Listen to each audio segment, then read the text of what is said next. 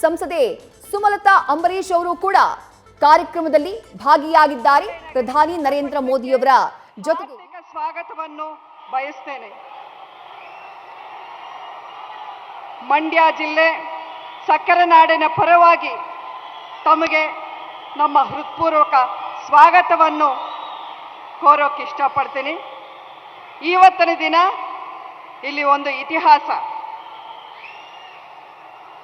ಈಗಾಗಲೇ ನಮ್ಮನ್ನುದ್ದೇಶಿಸಿ ನಮ್ಮ ಮಂಡ್ಯ ಜಿಲ್ಲೆಯ ಅಭ್ಯರ್ಥಿಗಳು, ರಾಮನಗರ ಜಿಲ್ಲೆಯ ಅಭ್ಯರ್ಥಿಗಳು ಹಾಗೂ ಚನ್ನಪಟ್ಟಣದ ಶಾಸಕ ನಮ್ಮ MLC ಅವರು, ನಿಮ್ಮ ಪ್ರೀತಿಯ ಯೋಗೇಶ್ವರ್ ಅವರು ಮಾತಾಡಿದ್ದಾರೆ.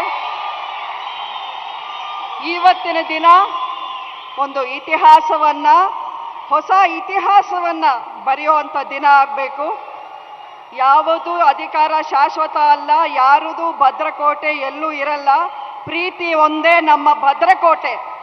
ಕುಟುಂಬ ರಾಜಕಾರಣ ವಿರುದ್ಧ, ದ್ವೇಷದ ರಾಜಕಾರಣ ವಿರುದ್ಧ, ಮೋಸದ ರಾಜಕಾರಣ ವಿರುದ್ಧ ನೀವು ಇವತ್ತು ದೃಢ ನಿರ್ಧಾರ ಮಾಡಿ ಮತ ಹಾಕ್ತೀರಾ ಅನ್ನುವಂಥ ವಿಷಯವನ್ನ ಅಭಿವೃದ್ಧಿಯೇ ಮಂತ್ರ ಅಂತ ಇಟ್ಕೊಂಡು ಹಗಲಿರುಳು ಸೇವೆ ಮಾಡುವಂಥ ನಮ್ಮ ಪ್ರಧಾನಿ ಮಂತ್ರಿ ಅವಳಿಗೆ ನೀವು ಸ್ವಾಗತವನ್ನು ಕೋರುವುದು ಬರೀ ಇವತ್ತಿನ ದಿನ ಅಲ್ಲ, ಮೇ 10 ನಿಮ್ಮೆಲ್ಲರ ಆಶೀರ್ವಾದದಿಂದ ನೀವು ಈ ಮಂಡ್ಯ ಜಿಲ್ಲೆ, ರಾಮನಗರ ಜಿಲ್ಲೆಯಲ್ಲಿ BJP ಬಾವುಟವನ್ನು ಹಾರಿಸಿ ಹಗಲಿರುಳು ಶ್ರಮಿಸುವಂಥ ನಮ್ಮ ಪ್ರಧಾನಮಂತ್ರಿಗೆ ಒಂದು ಸ್ವಾಗತದ ಉಡುಗೊರೆಯನ್ನು ಆವತ್ತಿನ ದಿನ ಕೊಡ್ತೀರಾ ಅಂತ ನಂಬಿದ್ದೀನಿ.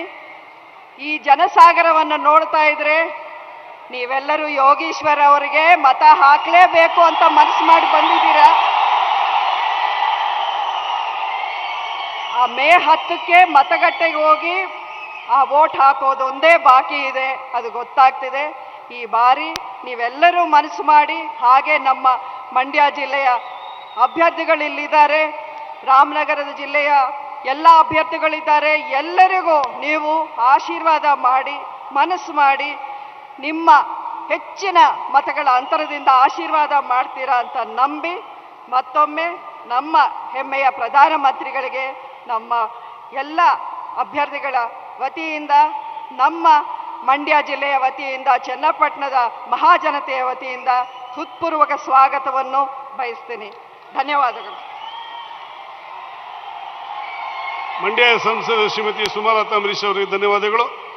ಈಗ ವೇದಿಕೆಗೆ ಆಗಮಿಸಿದ ಪ್ರಧಾನಮಂತ್ರಿಗಳನ್ನು ಸ್ವಾಗತಿಸಿ ಪ್ರಾಸ್ತಾವಿಕವನ್ನು ಮಾತಾಡಬೇಕು ಅಂತೇಳಿ ಕರ್ನಾಟಕ ರಾಜ್ಯದ ಹಿರಿಯ ಸಚಿವರು R. ಅಶೋಕ್ರವ್ರನ್ನ ನಾನು ವೇದಿಕೆಗೆ ಸ್ವಾಗತವನ್ನು ಬಯಸ್ತಾ ಇದ್ದೀನಿ.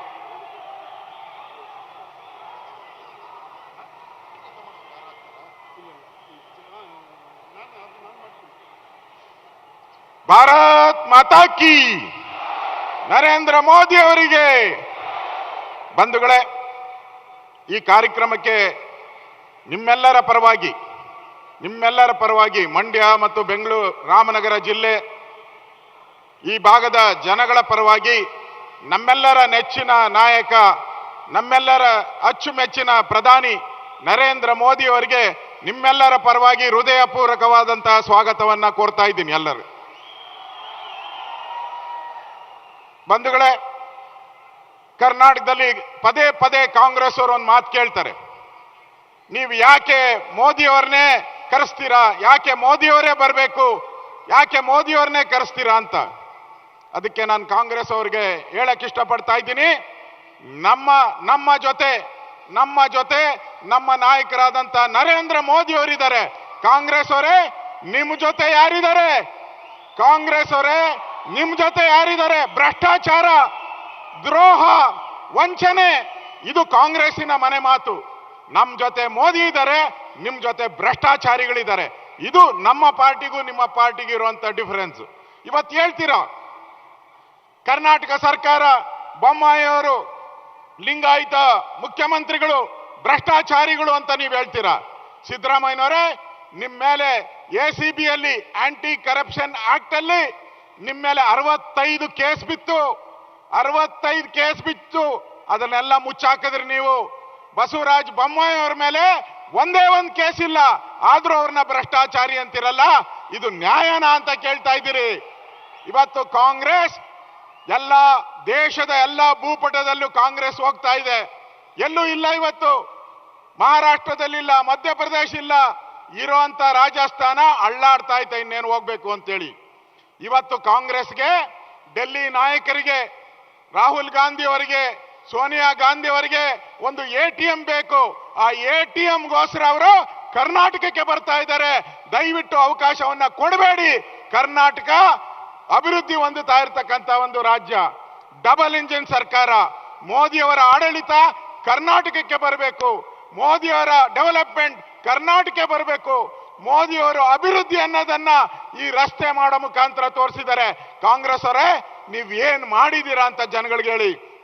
ಇದುವರೆಗೂ ಕಾಂಗ್ರೆಸ್ ಅವರು ಇಲ್ಲಬಲ್ಲದ ಆಪಾದನೆಗಳನ್ನ ಮಾಡ್ತಾ ಇದ್ದಾರೆ. ಅವರು ಒಂದೇ ಒಂದು ಡೆವಲಪ್ಮೆಂಟ್.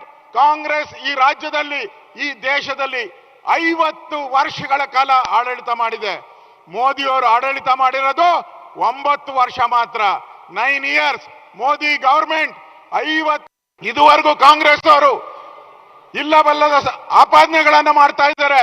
ಅವರು ಒಂದೇ ಒಂದು ಡೆವಲಪ್ಮೆಂಟ್. ಕಾಂಗ್ರೆಸ್ ಈ ರಾಜ್ಯದಲ್ಲಿ, ಈ ದೇಶದಲ್ಲಿ 50 ವರ್ಷಗಳ ಕಾಲ ಆಡಳಿತ ಮಾಡಿದೆ. ಮೋದಿಯವರು ಆಡಳಿತ ಮಾಡಿರೋದು 9 ವರ್ಷ ಮಾತ್ರ. 9 ಇಯರ್ಸ್ ಮೋದಿ ಗವರ್ಮೆಂಟ್. 50 ವರ್ಷ ಕಾಂಗ್ರೆಸ್ ಅವರು ಮಾಡಿದಿರಲ್ಲ, ಈ ಕಾಂಗ್ರೆಸ್ ಅವರು ಈ ದೇಶವನ್ನ ಲೂಟಿ ಮಾಡಿದ್ದಾರೆ. ಅಂತ ಪಾರ್ಟಿಗೆ ಮತ ಕೊಡಬಾರದು.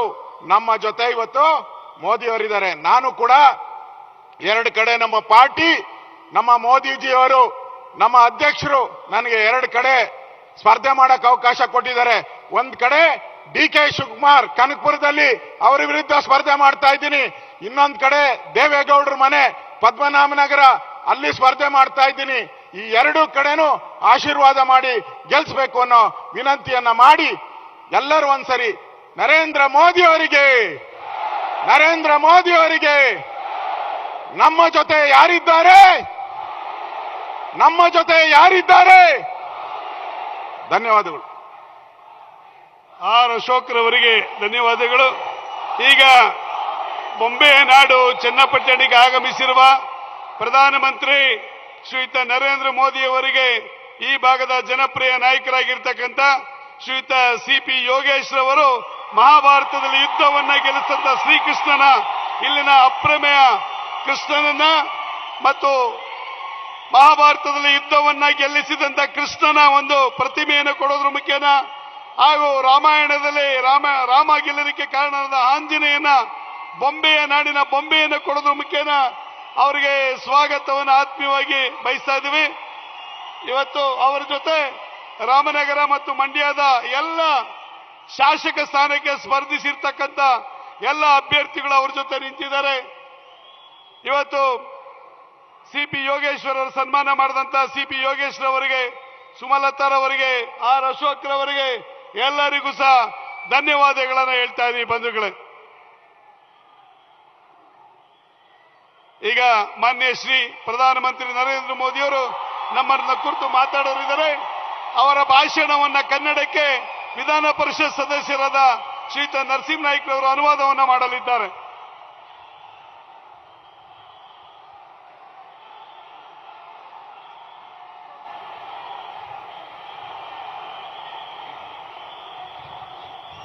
ಇಲ್ಲೇ ಮಾಡ್ಲಿಕ್ಕೆ ಹೇಳಿದ್ರು. भारत माता की,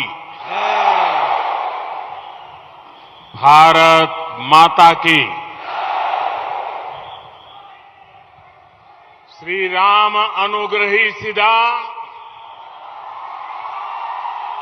ರಾಮನಗರ ಜಿಲ್ಲೆಯ ಜನತೆಗೆ ನನ್ನ ನಮಸ್ಕಾರಗಳು.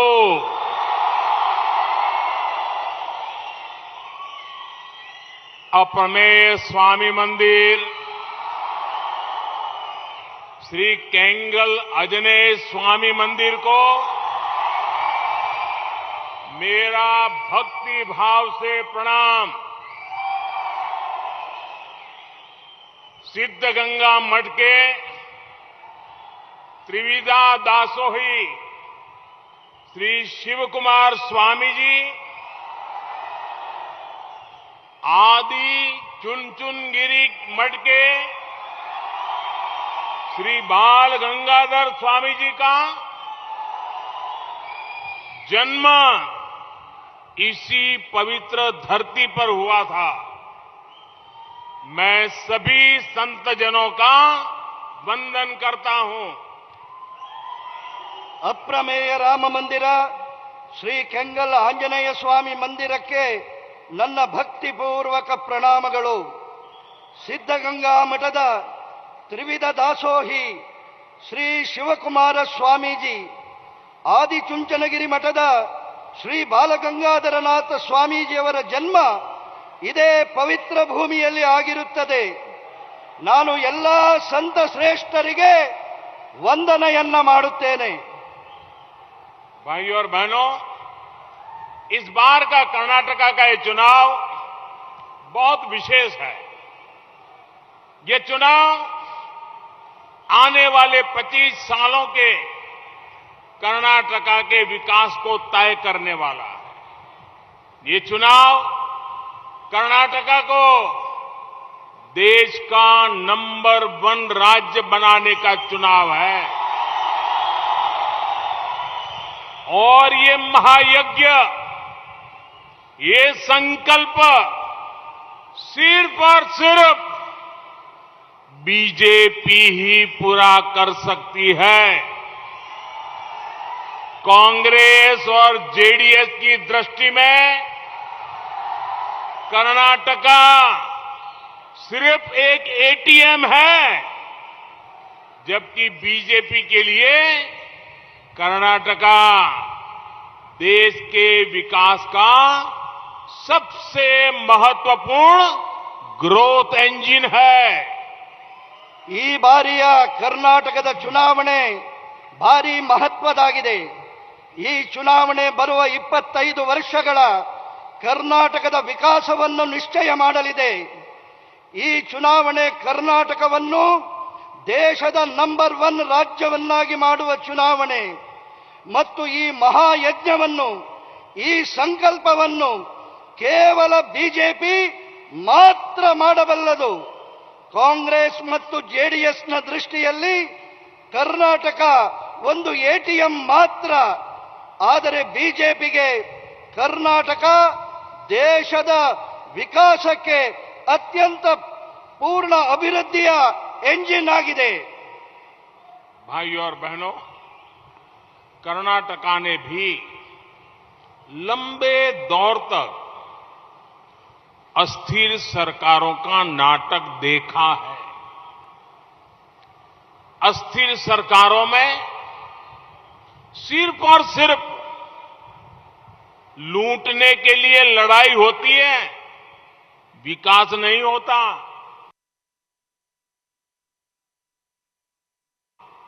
इस अस्थिरता के लिए सबसे बड़े जिम्मेदार कांग्रेस और जेडीएस है।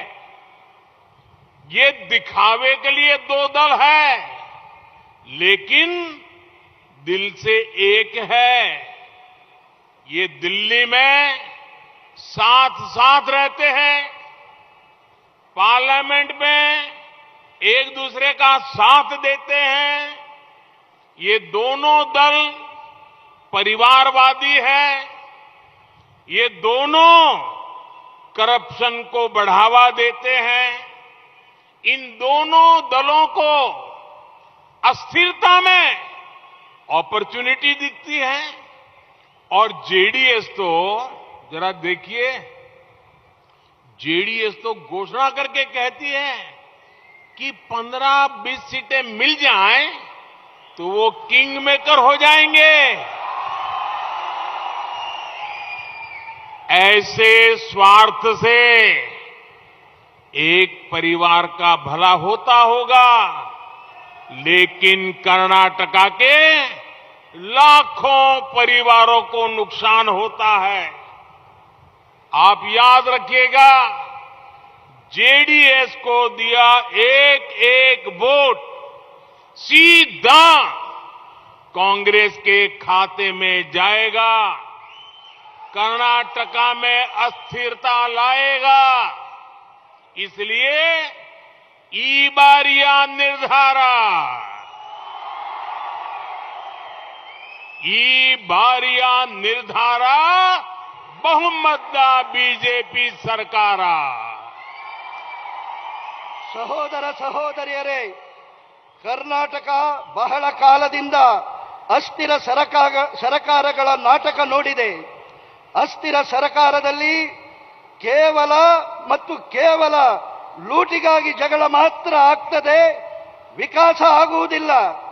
ಈ ಅಸ್ಥಿರತೆಗೆ ಕಾಂಗ್ರೆಸ್ ಮತ್ತು ಜನತಾದಳ ಹೆಚ್ಚಿನ ಜವಾಬ್ದಾರಿ ಹೊರಬೇಕಾಗಿದೆ. ಹೊರಗಿನ ನೋಟಕ್ಕಷ್ಟೇ ಇವು ಎರಡು ಪಕ್ಷಗಳು, ಆದರೆ ಒಳಗಿಂದ ಇವರು ಒಂದೇ. ಇವರು ದಿಲ್ಲಿಯಲ್ಲಿ ಜೊತೆಯಾಗಿರುತ್ತಾರೆ, ಸಂಸತ್ತಿನಲ್ಲಿ ಒಬ್ಬರಿಗೊಬ್ಬರು ಜೊತೆ ನೀಡುತ್ತಾರೆ. ಈ ಎರಡೂ ಪಕ್ಷಗಳು ಕುಟುಂಬವಾದಿಗಳು. ಇವರಿಬ್ಬರು ಭ್ರಷ್ಟಾಚಾರಕ್ಕೆ ಬೆಂಬಲ ನೀಡುತ್ತಾರೆ. ಈ ಎರಡೂ ಪಕ್ಷಗಳಿಗೆ ಅಸ್ಥಿರತೆಯಲ್ಲಿ ಅವಕಾಶ ಕಾಣುತ್ತದೆ. ಜೆಡಿಎಸ್ ಅಂತೂ ಘೋಷಣೆಯನ್ನೇ ಮಾಡುತ್ತದೆ, ನಮಗೆ 15-20 ಸೀಟು ಸಿಕ್ಕಿದರೂ ಸಾಕು, ನಾವು ಕಿಂಗ್ ಮೇಕರ್ಗಳಾಗುತ್ತೇವೆ ಎಂಬ ಕನಸು ಕಾಣುತ್ತದೆ. ಈ ಸ್ವಾರ್ಥದಿಂದ ಒಂದು ಕುಟುಂಬಕ್ಕಷ್ಟೇ ಲಾಭವಾಗುತ್ತದೆ, ಆದರೆ ಕರ್ನಾಟಕದ ಲಕ್ಷಾಂತರ ಕುಟುಂಬಗಳಿಗೆ ನಷ್ಟವಾಗುತ್ತದೆ. ನಾವು ನೆನಪಿನಲ್ಲಿಡಬೇಕು, ಜೆಡಿಎಸ್ಗೆ ನೀಡುವ ಒಂದೊಂದು ವೋಟು ಕಾಂಗ್ರೆಸ್ಸಿನ ಖಾತೆಗೆ ಹೋಗ್ತದೆ, ಕರ್ನಾಟಕದಲ್ಲಿ ಅಸ್ಥಿರತೆ ತರುತ್ತದೆ. ಹಾಗಾಗಿ ಈ ಬಾರಿಯ ನಿರ್ಧಾರ ಬಿಜೆಪಿಯ ಬಹುಮತದ ಸರ್ಕಾರ.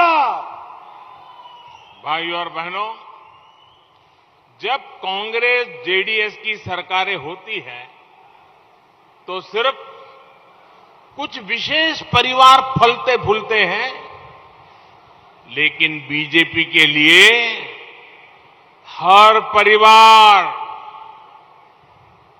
इस देश का एक एक परिवार, कर्नाटका का एक एक परिवार भाजपा का अपना परिवार है.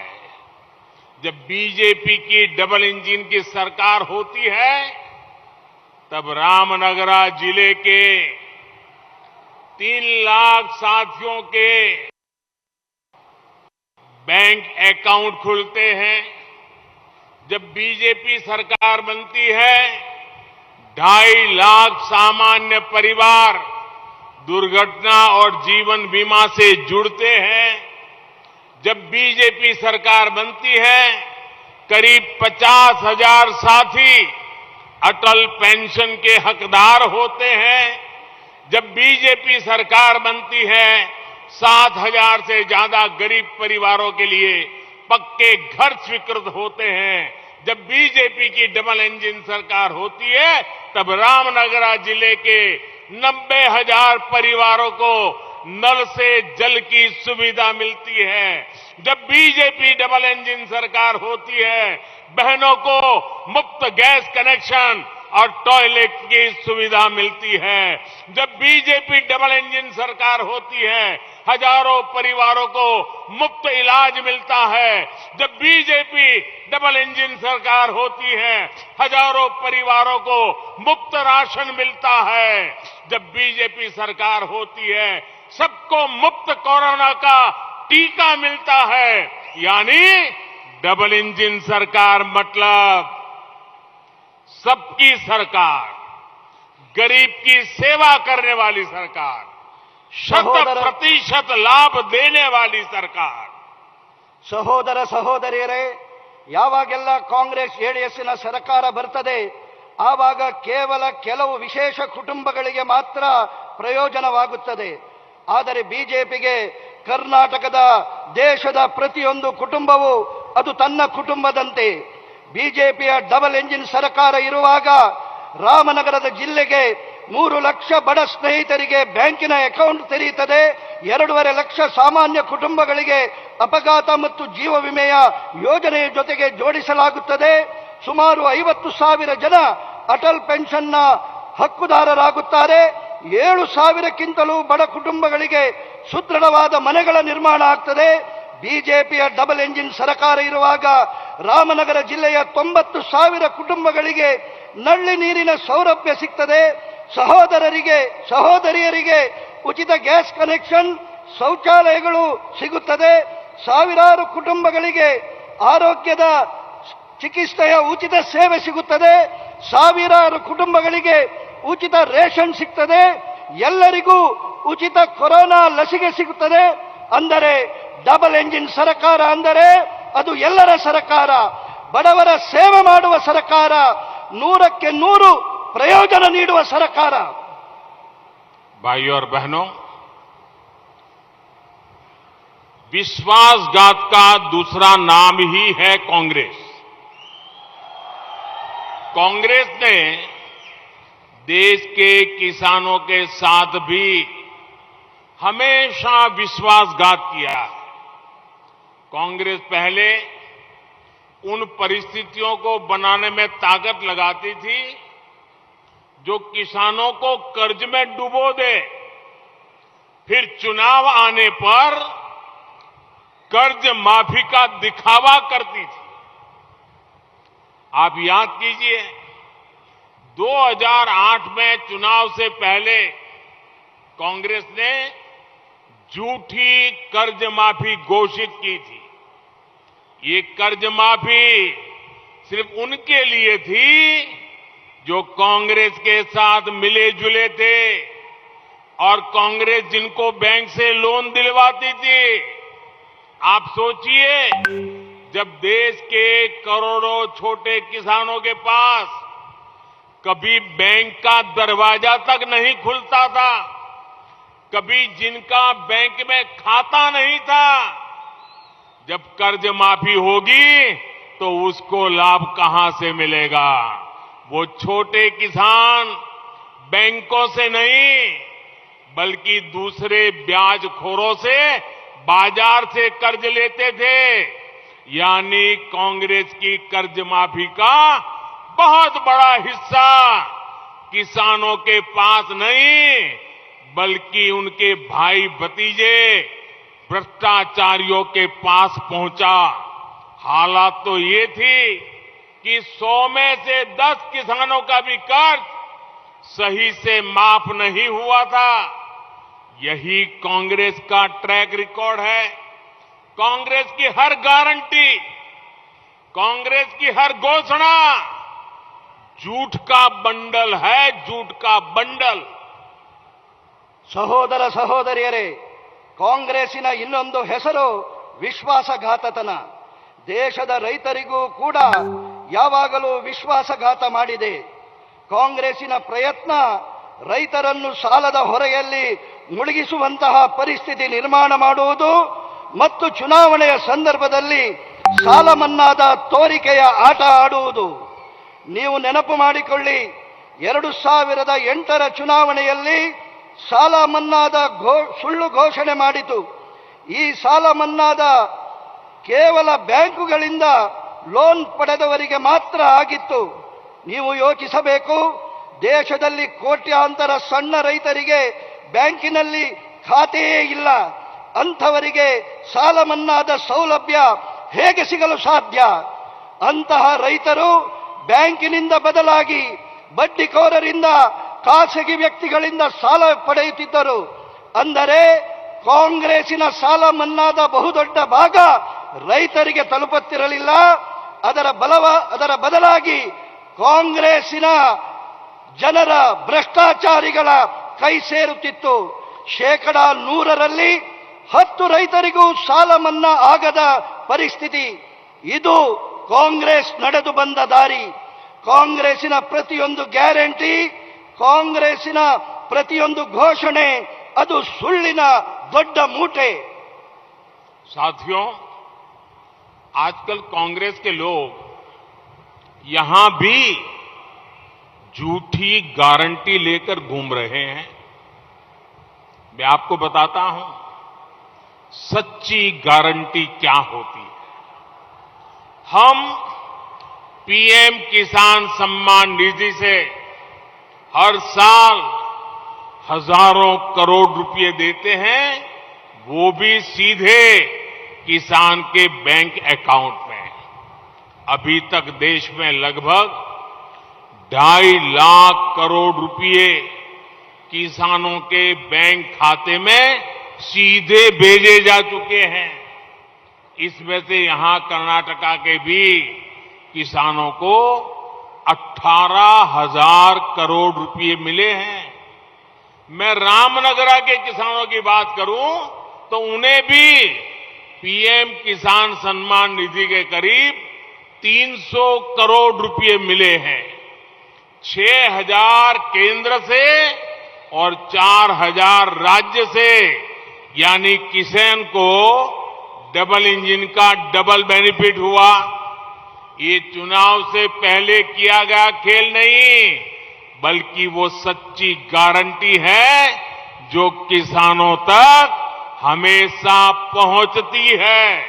ಸ್ನೇಹಿತರೆ, ಇತ್ತೀಚೆಗೆ ಕಾಂಗ್ರೆಸ್ಸಿನ ಜನರು ಇಲ್ಲಿಯೂ ಸುಳ್ಳಿನ ಗ್ಯಾರಂಟಿ ಹಿಡಿಕೊಂಡು ತಿರುಗಾಡುತ್ತಿದ್ದಾರೆ. ನಾನು ನಿಮಗೆ ನಿಜವಾದ ಗ್ಯಾರಂಟಿ ಹೇಳ ಬಯಸುತ್ತೇನೆ. ನಾವು ಪ್ರಧಾನಮಂತ್ರಿ ಕಿಸಾನ್ ಸಮ್ಮಾನ್ ನಿಧಿಯನ್ನು ಪ್ರತಿ ವರ್ಷ ಸಾವಿರಾರು ಕೋಟಿ ನೀಡುತ್ತಿದ್ದೇವೆ. ಅದು ನೇರವಾಗಿ ರೈತರ ಬ್ಯಾಂಕ್ ಅಕೌಂಟ್ಗಳಿಗೆ ಹೋಗುತ್ತಿದೆ. ಇಲ್ಲಿಯವರೆಗೆ ಸುಮಾರು 2.5 ಲಕ್ಷ ಕೋಟಿ ರೂಪಾಯಿಗಳು ರೈತರ ಅಕೌಂಟ್ಗಳಿಗೆ ಕಳಿಸಲ್ಪಟ್ಟಿದೆ.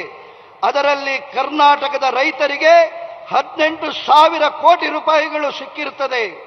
ನಾನು ರಾಮನಗರದ ರೈತರ ಬಗ್ಗೆ ಹೇಳುವುದಾದರೆ, ಅವರಿಗೆ ಪ್ರಧಾನಮಂತ್ರಿ ಕಿಸಾನ್ ಸಮ್ಮಾನ್ ನಿಧಿಯ 300 ಕೋಟಿ ರೂಪಾಯಿಗಳು ಸಿಕ್ಕಿರುತ್ತದೆ. 6,000 ಕೇಂದ್ರದಿಂದ ಮತ್ತು 4,000 ರಾಜ್ಯದಿಂದ. ಅಂದರೆ ಡಬಲ್ ಇಂಜಿನ್ ಸರ್ಕಾರದಿಂದ ರೈತರಿಗೆ ಡಬಲ್ ಲಾಭ ಆಗಿದೆ. ಇದು ಚುನಾವಣೆಯ ಮೊದಲು ಆಡಿದ ನಾಟಕವಲ್ಲ, ಬದಲಾಗಿ ನಿಜವಾಗಿ ರೈತರಿಗೆ ತಲುಪುತ್ತಿರುವ ಗ್ಯಾರಂಟಿಯಾಗಿದೆ. साथियों, केंद्र की बीजेपी सरकार ने देश के हर गरीब को 5 लाख रुपए तक के मुफ्त इलाज की भी गारंटी दी है। यहां रामनगरा के भी 3 लाख गरीबों को आयुष्मान भारत का लाभ मिला है। अब उनके पास एक गारंटी है, वो सरकारी या प्राइवेट अस्पताल में जाकर 5 लाख रुपए तक का मुफ्त इलाज करा सकते हैं। यही होती है सच्ची गारंटी। ಸ್ನೇಹಿತರೆ, ಕೇಂದ್ರ ಸರ್ಕಾರದಿಂದ ದೇಶದ ಪ್ರತಿಯೊಬ್ಬ ಬಡವನಿಗೂ 5 ಲಕ್ಷ ರೂಪಾಯಿಯವರೆಗೆ ಉಚಿತ ಚಿಕಿತ್ಸೆಯ ಗ್ಯಾರಂಟಿ ಇದೆ.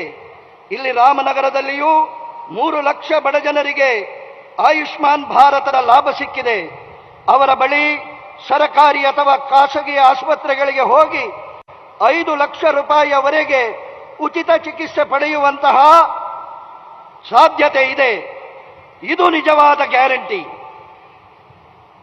साथियों, हमारा ये स्थान रेशमे नाडु है। रेशम किसानों को भी अगर किसी ने उचित मदद दी है तो वो येदियुरप्पा जी और बोम्मई जी की सरकार ने दी है। हमारी सरकार यहां सिल्क किसानों के प्रति टन 10,000 रुपए की मदद दे रही है। अच्छी क्वालिटी के सिल्क के उत्पादन के लिए भी उन्हें जरूरी मदद और प्रोत्साहन दिया जा रहा है। इससे उनकी आय बढ़ने में भी मदद हुई है। बीजेपी सरकार के प्रयासों से आज देश का सिल्क एक्सपोर्ट बढ़ा है और इसका भी बड़ा लाभ सिल्क किसानों को हुआ है। ಸ್ನೇಹಿತರೆ, ಇದು ರೇಷ್ಮೆಯ ನಾಡು. ರೇಷ್ಮೆಯ ರೈತರಿಗೆ ಯಾವುದಾದರೂ ಸರ್ಕಾರ ಉಚಿತ ಸಹಾಯ ನೀಡಿದ್ದರೆ ಅದು ಯಡಿಯೂರಪ್ಪನವರ ಮತ್ತು ಬೊಮ್ಮಾಯಿಯವರ ಸರ್ಕಾರ. ನಮ್ಮ ಸರ್ಕಾರ ರೇಷ್ಮೆಯ ರೈತರಿಗೆ ಪ್ರತಿ ಟನ್ಗೆ 10,000 ರೂಪಾಯಿಗಳ ಸಹಾಯ ನೀಡುತ್ತದೆ. ಒಳ್ಳೆಯ ಗುಣಮಟ್ಟದ ರೇಷ್ಮೆ ಉತ್ಪಾದನೆ ಮಾಡುವವರಿಗೂ ಅಗತ್ಯದ ಸಹಾಯ ಮತ್ತು ಪ್ರೋತ್ಸಾಹ ನೀಡಿದೆ. ಇದರಿಂದ ಅವರ ಆದಾಯ ಹೆಚ್ಚಳವಾಗಿದೆ. ಬಿಜೆಪಿ ಸರ್ಕಾರದ ಪ್ರಯತ್ನದಿಂದಾಗಿ ದೇಶದ ರೇಷ್ಮೆಯ ರಫ್ತು ಹೆಚ್ಚಾಗಿದೆ ಮತ್ತು ಇದರಿಂದಲೂ ದೊಡ್ಡ ಲಾಭ ರೇಷ್ಮೆಯ ರೈತರಿಗೆ ಸಿಕ್ಕಿದೆ. देवी और सज्जनों, आज कांग्रेस की अपनी वारंटी, कांग्रेस की अपनी वारंटी खत्म हो चुकी है, इसलिए उसकी हर गारंटी झूठी ही होगी। इसकी एक और सच्चाई मैं आपको बताता हूं। अभी ताजा ताजा उदाहरण हिमाचल का है। वहां की बहनों को इन्होंने गारंटी दी कि पहली कैबिनेट बैठक में ही घर की हर महिला को 1,500 रुपये देंगे। सरकार बनी तो कांग्रेस ने हिमाचल की बहनों से विश्वासघात कर दिया। वो आज तक पैसों का इंतजार कर रही है। ಸಹೋದರ ಸಹೋದರಿಯರೇ, ಇವತ್ತು ಕಾಂಗ್ರೆಸ್ಸಿನ ವಾರಂಟಿ ಮುಗಿದಿದೆ. ಈ ಕಾರಣಕ್ಕಾಗಿ ಅದರ ಪ್ರತಿಯೊಂದು ಗ್ಯಾರಂಟಿ ಸುಳ್ಳಿನದಾಗಿದೆ. ಇದರ ಇನ್ನೊಂದು ಸತ್ಯವನ್ನ ನಿಮಗೆ ಹೇಳುತ್ತೇನೆ. ಇತ್ತೀಚಿನ ತಾಜಾ ಉದಾಹರಣೆ ಹಿಮಾಚಲ ಪ್ರದೇಶದ್ದು. ಅಲ್ಲಿ ಸಹೋದರಿಯರಿಗೆ ಗ್ಯಾರಂಟಿ ಕೊಟ್ಟಿದ್ದರು. ಮೊದಲನೆಯ ಸಚಿವ ಸಂಪುಟ ಸಭೆಯಲ್ಲಿಯೇ ಮನೆಯ ಪ್ರತಿ ಮಹಿಳೆಯರಿಗೆ 1,000 ರೂಪಾಯಿ ನೀಡುತ್ತೇವೆ ಎಂದು ಗ್ಯಾರಂಟಿಯನ್ನು ಕೊಟ್ಟಿದ್ದರು. ಸರ್ಕಾರ ಆಯಿತು, ಆದರೆ ಹಿಮಾಚಲ ಪ್ರದೇಶದ ಸಹೋದರಿಯರಿಗೆ ಕಾಂಗ್ರೆಸ್ ವಿಶ್ವಾಸಘಾತ ಮಾಡಿದೆ. ಇವತ್ತಿನವರೆಗೂ ಈ ಹಣಕ್ಕಾಗಿ ಅಲ್ಲಿಯ ಸಹೋದರಿಯರು ಕಾತರದಿಂದ ಕಾಯುತ್ತಿದ್ದಾರೆ. साथियों, हिमाचल में दी हुई अपनी गारंटी कांग्रेस सरकार में आने के बाद भूल गई। और जानते हैं कांग्रेस ने पहली कैबिनेट में क्या किया? डीजल के दाम बढ़ा दिए और बीजेपी की सरकार की कई योजनाओं बंद कर दिया। और यही कांग्रेस का असली चेहरा है। ಹಿಮಾಚಲದಲ್ಲಿ ನೀಡಿದ ಗ್ಯಾರಂಟಿಯನ್ನ ಕಾಂಗ್ರೆಸ್ ಸರ್ಕಾರ ಬಂದ ಮೇಲೆ ಮರೆತು ಬಿಟ್ಟಿದೆ. ಮತ್ತು ಕಾಂಗ್ರೆಸ್ ತಮ್ಮ ಮೊದಲ ಸಂಪುಟ ಸಭೆಯಲ್ಲಿ ಏನು ಮಾಡಿದರು ಗೊತ್ತೇ? ಡೀಸೆಲ್ನ ಬೆಲೆ ಏರಿಕೆ ಮಾಡಿದ್ದು ಮತ್ತು ಬಿಜೆಪಿ ಸರ್ಕಾರದ ಜನಪರ ಯೋಜನೆಗಳನ್ನು ರದ್ದು ಮಾಡಿದ್ದು. ಇದು ನಿಜವಾದ ಕಾಂಗ್ರೆಸ್ಸಿನ ಮುಖವಾಡ. साथियों, कांग्रेस की नीति ही रिवर्स गियर की है। सरकार में आने के बाद कांग्रेस गरीबों की जो योजनाएं बीजेपी ने शुरू की होती हैं वो भी बंद कर देती है। कर्नाटक के मेरे भाइयों और बहनों, आप याद रखिए, बीजेपी के सरकार के अच्छे फैसले पर, हर बड़े फैसले पर कांग्रेस रिवर्स गियर लगा देगी और जेडीएस कांग्रेस की बी टीम की तरफ उसकी हर बात मान भी लेगी। इसलिए कर्नाटका के लोगों को कांग्रेस और जेडीएस दोनों से सतर्क रहना है। अब कर्नाटका रिवर्स गियर में नहीं जा सकती। अब कर्नाटका को डबल इंजन की डबल शक्ति से ही आगे बढ़ाना है। ಕಾಂಗ್ರೆಸ್ಸಿನ ನೀತಿಗಳೇ ರಿವರ್ಸ್ ಗೇರಿನದ್ದಾಗಿದೆ. ಸರ್ಕಾರ ರಚನೆ ಮಾಡಿದ ಮೇಲೆ ಬಡವರ ಪರವಾಗಿ ಪ್ರಾರಂಭ ಮಾಡಿದ ಬಿಜೆಪಿಯ ಯೋಜನೆಗಳು ಬಂದ್ ಮಾಡುತ್ತದೆ. ಕರ್ನಾಟಕದ ನನ್ನ ಸಹೋದರ ಸಹೋದರಿಯರೇ, ಬಿಜೆಪಿಯ ಪ್ರತಿಯೊಂದು ಒಳ್ಳೆಯ ನಿರ್ಧಾರಗಳು, ಪ್ರತಿಯೊಂದು ದೊಡ್ಡ ನಿರ್ಧಾರಗಳನ್ನು ಕಾಂಗ್ರೆಸ್ ಹಿಂದಕ್ಕೆ ಪಡೆಯಲಿದೆ ಮತ್ತು ಜೆಡಿಎಸ್ ಕಾಂಗ್ರೆಸ್ನ ಬಿ ಟೀಮಿನಂತೆ ಅವರ ಮಾತುಗಳನ್ನು ಒಪ್ಪಿಬಿಡುತ್ತಾರೆ. ಆದ್ದರಿಂದ ಕರ್ನಾಟಕದ ಜನತೆ ಕಾಂಗ್ರೆಸ್ ಮತ್ತು ಜೆಡಿಎಸ್ನ ಬಗ್ಗೆ ಎಚ್ಚರಿಕೆಯಿಂದ ಇರಬೇಕಾಗಿದೆ. ಈಗ ಕರ್ನಾಟಕಕ್ಕೆ ರಿವರ್ಸ್ ಗೇರಿನಲ್ಲಿ ಹೋಗುವ ಸರ್ಕಾರ ಅಲ್ಲ, ಈಗ ಕರ್ನಾಟಕಕ್ಕೆ ಡಬಲ್ ಇಂಜಿನ್ನೊಂದಿಗೆ ಡಬಲ್ ಶಕ್ತಿಯ ಜೊತೆಗೆ ಮುಂದೆ ಹೋಗಬೇಕಾದ ಸರ್ಕಾರ ಬೇಕಾಗಿದೆ. भाइयों और बहनों, बीजेपी ने हमेशा युवा हितों को, नौजवान के लेने अवसरों को सर्वोपरि रखा है।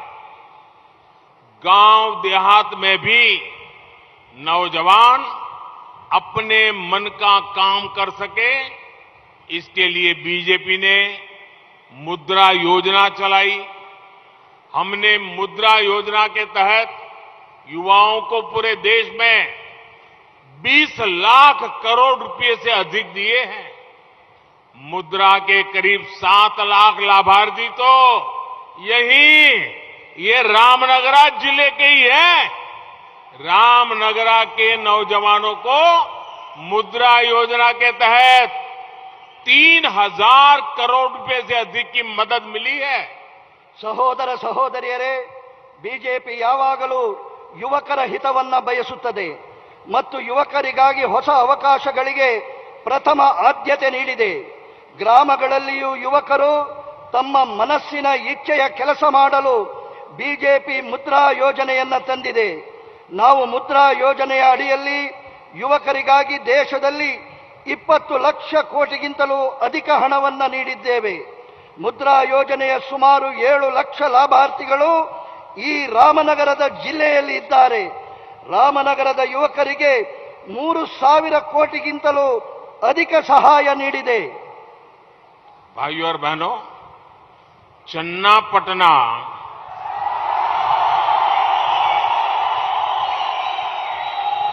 ये चन्नापटना तो लैंड ऑफ टॉयज भी है,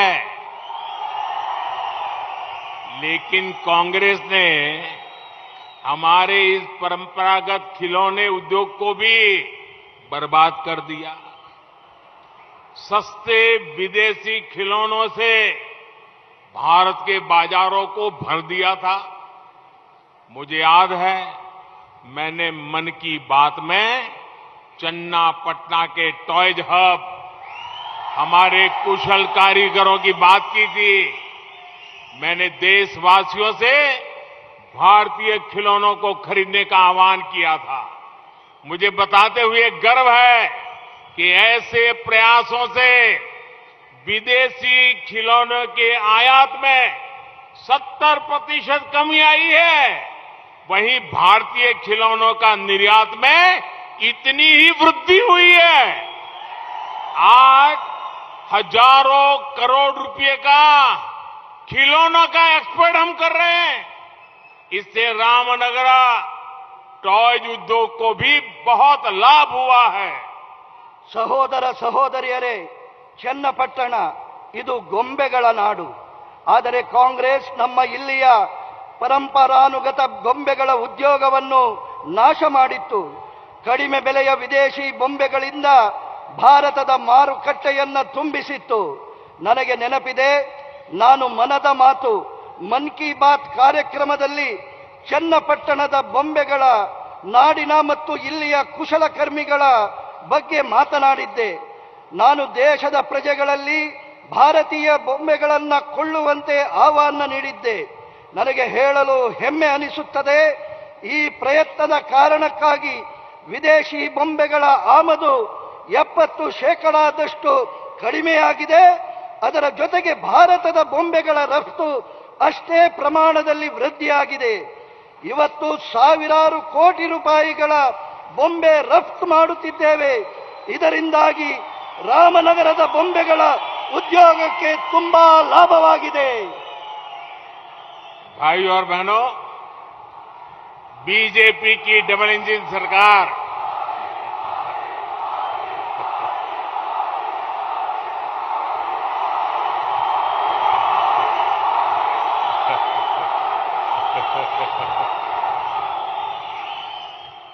बीजेपी की डबल इंजन सरकार कर्नाटका को नंबर 1 राज्य बनाने के लिए काम कर रही है। बेंगलुरु मैसूरू एक्सप्रेस वे हो या फिर वंदे भारत ट्रेन, ये बीजेपी के सरकार के प्रयासों का प्रमाण है। हम रामनगरा में औद्योगिक विकास को गति देना चाहते हैं। यहां के युवाओं को रोजगार के ज्यादा से ज्यादा अवसर देना चाहते हैं। इसके लिए कर्नाटका में डबल इंजन सरकार जरूरी है। ಸಹೋದರ ಸಹೋದರಿಯರೇ, ಬಿಜೆಪಿಯ ಡಬಲ್ ಇಂಜಿನ್ ಸರ್ಕಾರ ಕರ್ನಾಟಕವನ್ನು ದೇಶದ ನಂಬರ್ 1 ರಾಜ್ಯ ಮಾಡಲು ಕಾರ್ಯನಿರ್ವಹಿಸುತ್ತಿದೆ. ಬೆಂಗಳೂರು ಮೈಸೂರು ಎಕ್ಸ್‌ಪ್ರೆಸ್ ಹೆದ್ದಾರಿ ಅಥವಾ ವಂದೇ ಮಾತರಂ ರೈಲು ಇದು ಬಿಜೆಪಿಯ ಸರ್ಕಾರಗಳ ಪ್ರಯತ್ನದ ಪ್ರಮಾಣವಾಗಿದೆ. ನಾವು ರಾಮನಗರದಲ್ಲಿ ಔದ್ಯೋಗಿಕ ವಿಕಾಸದ ವೇಗವನ್ನು ನೀಡಲು ಇಚ್ಛೆ ಪಡುತ್ತೇವೆ. ರಾಮನಗರದ ಯುವಕರಿಗೆ ಹೆಚ್ಚು ಉದ್ಯೋಗ ಅವಕಾಶ ನೀಡ ಬಯಸುತ್ತೇವೆ. ಇದಕ್ಕಾಗಿ ಕರ್ನಾಟಕದಲ್ಲಿ डबल इंजन सरकाರದ अगत्यविದೆ। भाइयों और बहनों, विकास के इन कार्यों के बीच कांग्रेस ने मुझे गाली देने वाला पिटारा फिर खोल दिया है। ये कांग्रेस के लोग कभी मेरी कब्र खोदना चाहते हैं, कभी मुझे सांप बुलाते हैं। सांप तो भगवान शिव की माला है, मेरे शिव तो आप हैं, जनता जनार्दन है। इसलिए इनकी इस गाली को भी मैं सिर माथे पर लेता हूं। ये गाली देते रहे, लेकिन आपको याद रखना है, ಈ ಬಾರಿಯ ನಿರ್ಧಾರ ಬಹುಮತದ बीजेपी सरकार। और मैं देख रहा हूं कांग्रेस के नेताओं में गाली देने की स्पर्धा चल रही है। मैंने आज ही मन की बात की सेंचुरी पूरी की है। मुझे लगता है कांग्रेस गाली देने की सेंचुरी इसी चुनाव में लगा देगी, ऐसा लगता है। 10 मई को चुनाव होने वाला है। आप सबसे मेरा आग्रह है, हर पोलिंग बूथ में हर घर जाइए, हर मतदाता को मिलेंगे ना, घर घर जाएंगे, बताएंगे लोगों को, भाजपा को डबल इंजन सरकार बनाने के लिए मत देने के लिए कहेंगे। आप जब लोगों के घर जाएंगे तो मेरी एक बात बताएंगे? जरा हाथ ऊपर करके बोलिए तो पता चले। आप एक एक व्यक्ति को मिलकर के मेरा एक काम करोगे? हाथ ऊंचा करके बताइए, करोगे? मेरा पर्सनल काम है, करोगे? चुनाव है तो भी करना पड़ेगा, करोगे? पक्का करोगे? देखिए, यहां से जब जाएंगे तो 10 तारीख तक जिसको मिलेंगे सबको बताना, ये हमारे प्रधान सेवक मोदी दिल्ली से आए थे, चन्नापटना आए थे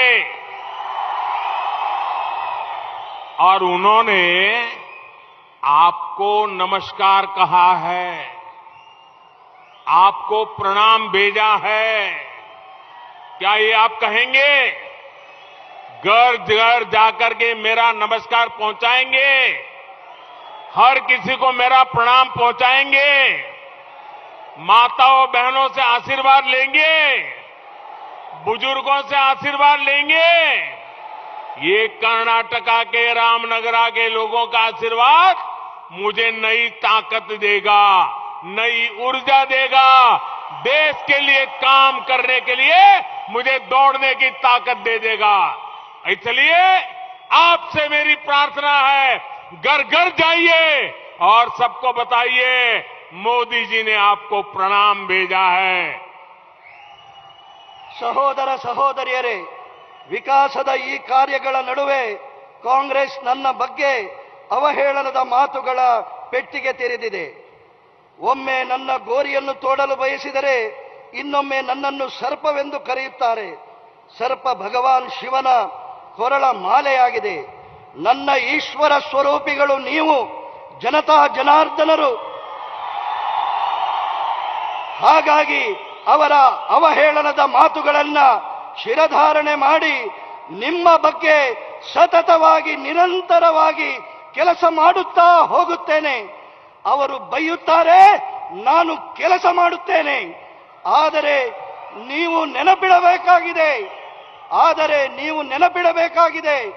ನಾನು ಇವತ್ತು ಮನ್ ಕಿ ಬಾತ್ನ 100ನೇ ಅಧ್ಯಾಯವನ್ನ ಜನರೊಂದಿಗೆ ಮಾತನಾಡಿದ್ದರೆ ಕಾಂಗ್ರೆಸ್ಸಿನೊಳಗೆ ಸ್ಪರ್ಧೆ ಏರಿದೆ. ಯಾರು ಯಾವಾಗ 100 ಅವಹೇಳನದ ಮಾತುಗಳನ್ನ ಆಡುವುದರ ಬಗ್ಗೆ ಅವರೊಳಗೆ ಸ್ಪರ್ಧೆ ಇದೆ. ನಾನು ನಿಮ್ಮಲ್ಲಿ ವೈಯಕ್ತಿಕವಾದ ಒಂದು ಕೆಲಸವನ್ನ ನಿಮ್ಮಿಂದ ಚನ್ನಪಟ್ಟಣದ ಕರ್ನಾಟಕದ ಜನತೆಗೆ ಹೇಳಬಯಸುತ್ತೇನೆ. ನೀವು ಹೇಳಬೇಕು, ದೇಶದ ಪ್ರಧಾನಮಂತ್ರಿಗಳು ಚನ್ನಪಟ್ಟಣಕ್ಕೆ ಬಂದಿದ್ರು, ಅವರು ಹೇಳಿದ್ದಾರೆ, ಅವರ ನಮಸ್ಕಾರವನ್ನ ತಿಳಿಸಿದ್ದಾರೆ. ಮುಂದಿನ 10 ತಾರೀಕಿನವರೆಗೆ ನಾನು ಹೇಳಿದಂತಹ ಒಂದು ಕೆಲಸವನ್ನ ಮಾಡುತ್ತೀರಾ?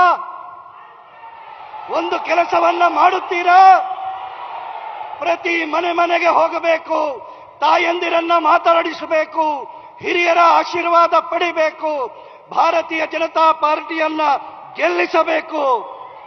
ಮತ್ತೊಮ್ಮೆ ಹೇಳಲಿಕ್ಕೆ ಬಯಸುತ್ತೇನೆ, ನಮ್ಮೆಲ್ಲರ ನಿರ್ಧಾರ ಬಿಜೆಪಿಯ ಬಹುಮತದ ಸರ್ಕಾರ. ಎಲ್ಲರಿಗೂ ಮತ್ತೊಮ್ಮೆ ನಮ್ರ ನಮಸ್ಕಾರಗಳು, ಧನ್ಯವಾದಗಳು. मेरे साथ बोलिए, भारत माता की जय। आवाज कर्नाटका के हर कोने में पहुंचनी चाहिए. पूरी ताकत से बोलिए, भारत माता की जय, भारत माता की जय, भारत माता की जय। वंदे वंदे मातरम, वंदे वंदे मातरम, वंदे मातरम, वंदे मातरम। वंदे वंदे वंदे.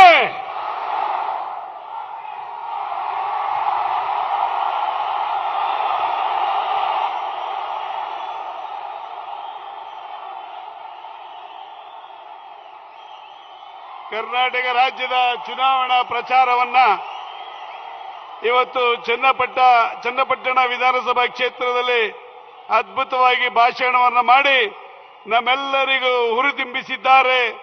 ಇವತ್ತು ನಮ್ಮೆಲ್ಲರಿಗೂ ಪ್ರೇರೇಪಣಾದಾಯಕ ಭಾಷಣವನ್ನ ಮಾಡಿದ ಜಗತ್ತು ಮೆಚ್ಚಿರುವ ದೇಶದ ಪ್ರಧಾನಮಂತ್ರಿ ಶ್ರೀಯುತ ನರೇಂದ್ರ ಮೋದಿ ಅವರಿಗೆ ತಮ್ಮೆಲ್ಲರ ಪರವಾಗಿ ಧನ್ಯವಾದಗಳನ್ನು ಅರ್ಪಿಸುತ್ತೇವೆ.